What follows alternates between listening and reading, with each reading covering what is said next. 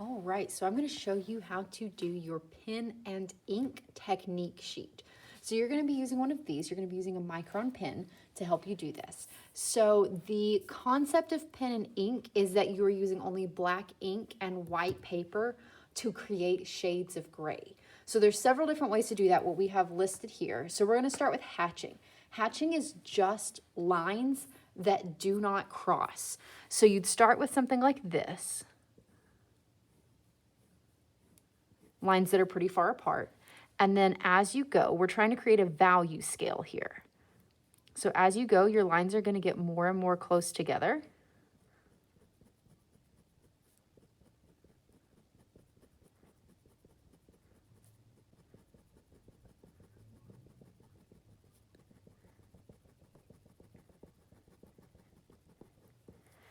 So at the end, you have something like this. You have your light values transitioning to your dark values. You can see a little bit here that some of these lines may cross a little bit, but that's going to be different from crosshatching. Crosshatching, you have lines going two completely different directions. This way, all of your lines go the same direction. Even if they cross over each other a little bit, it's still not considered crosshatching until you have lines going a different direction. We're going to come back to these in a minute. For now, I'm just going to show you the techniques. So this is crosshatching, and it is the same thing as hatching, except for your lines cross. So you start out with something like this, and then you transition into something like this. Again, lines getting closer together. Sometimes for this one, I have kids do this, and that's not what you're supposed to be doing. You should not be creating a lot of tiny X's.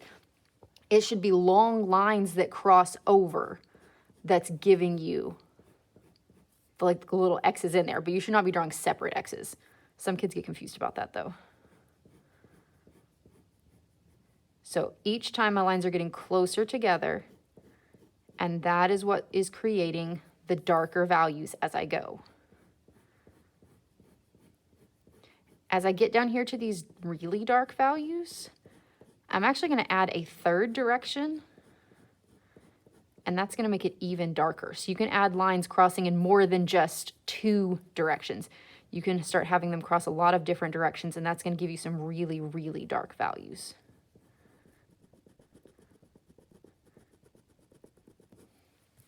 So there is crosshatching. Then we have random lines or scribbles. I don't know if this even has an official term. That's usually just what I call it.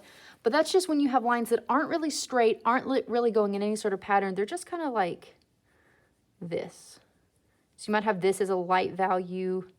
And again, you've just got lines getting gradually closer and closer together as you go, creating darker and darker values.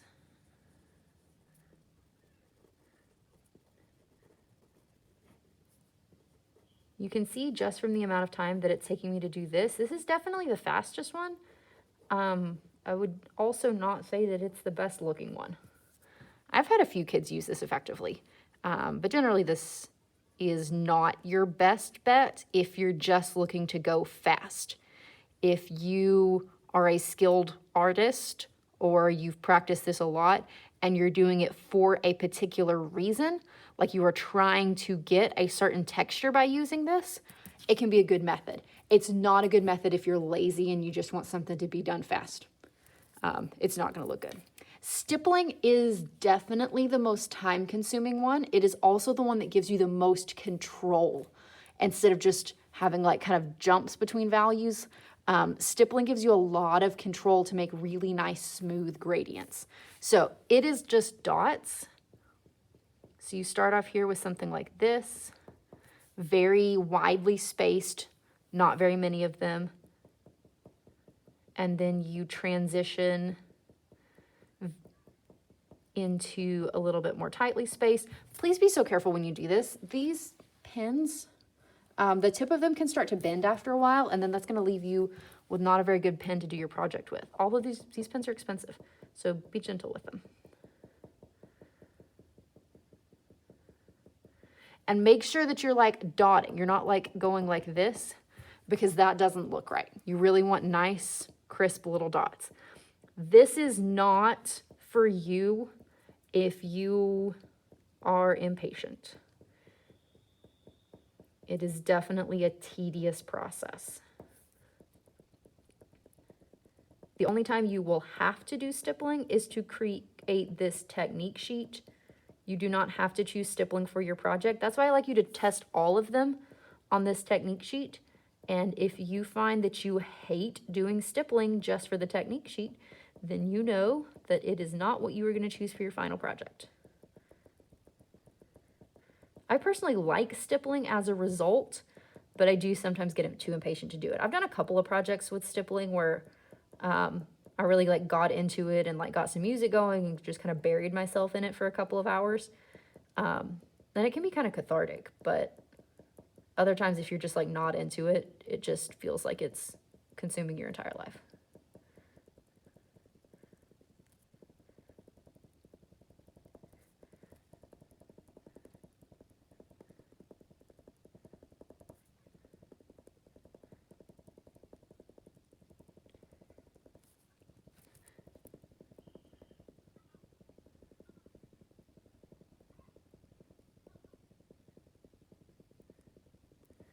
I've also had kids start this and then get really impatient and then swap out pens for a bigger pen and think that I won't notice and that they can get it done more quickly, and it is super obvious.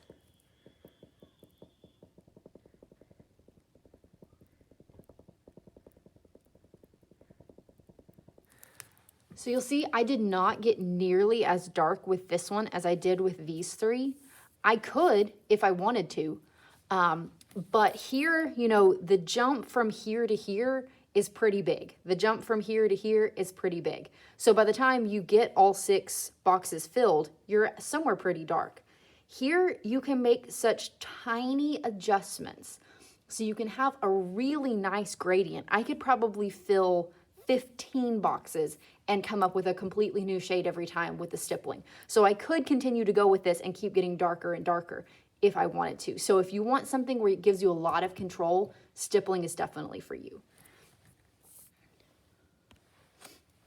All right, so now I'm going to show you what I want you to do over here. So you're going to shade each of these to be a sphere, like a 3D shape, using this style of line. So I'm going to show you kind of what that's going to look like, and then you can kind of compare your results to that. So the main idea with a sphere is that you are darker on one side, fading into lighter over here, and you have a little bit of a shadow coming off of it. So you're imagining a light source here coming in this way. So if this is a light source, this part of the sphere is going to be lightest, and then it's going to fade into dark over here. So I'm going to do that using hatching first.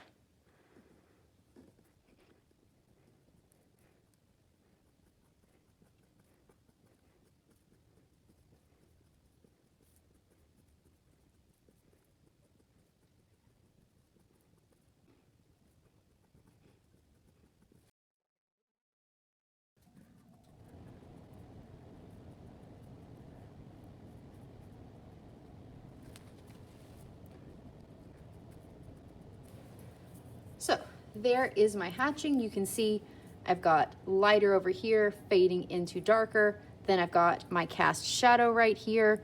And you can see there's definitely some variation. It's not stripy. I don't have a stripe of dark, a stripe of medium, and a stripe of light. There is some variation, and it's kind of fading from one into the next. That's what we're looking for. I don't want to see stripes. I want to see like a natural, gentle looking fade. I'm gonna do the same thing down here with cross hatching. And for the cross hatching, you can do this with hatching and cross hatching. For the cross hatching, I'm gonna do my lines curved instead of straight. So I did them straight over here, you can see what that looks like. I'm gonna do them curved over here to follow the lines of the circle. And you can see what kind of a difference that kind of makes.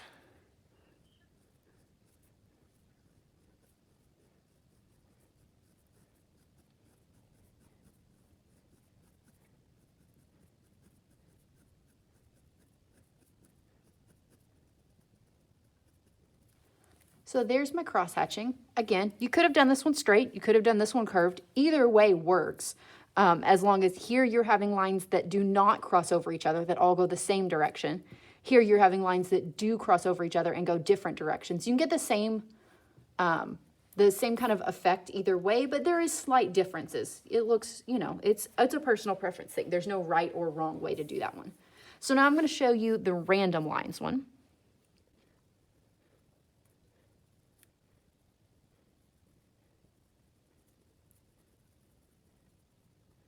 For this one, because it's so easy to get so dark, I like to kind of start with a nice mid-tone. I left my lights here, but I've kind of started with a mid-tone, and then I can kind of darken it from there so that I don't end up accidentally making the entire thing too dark.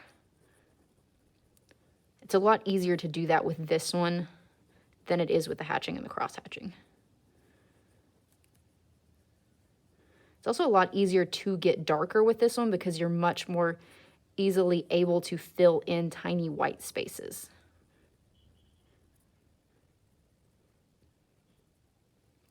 So there's my random lines one. Again, same thing as before, light, fading into dark, cast shadow. And now I'm going to show you stippling.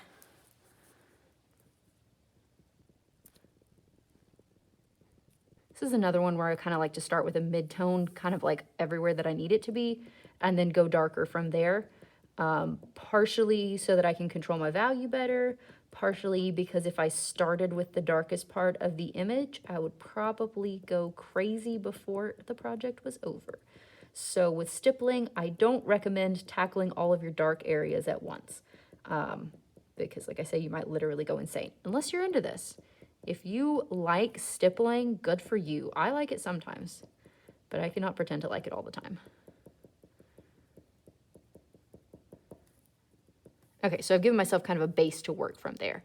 And then now I'm going and darkening these areas a lot.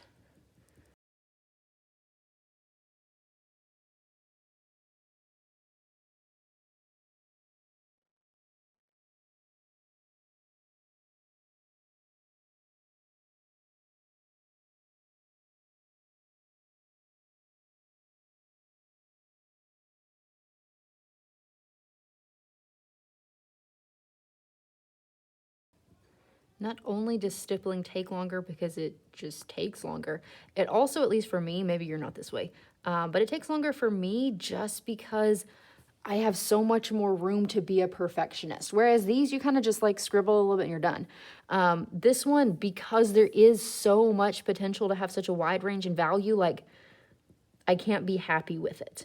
Like I want to keep going and like pushing it a little bit further. But I'm going to stop it there. I'm going to add a little cast shadow. You could definitely take this farther if you wanted to, but this is just the practice, so I don't really know why you would. But for your actual project, you could.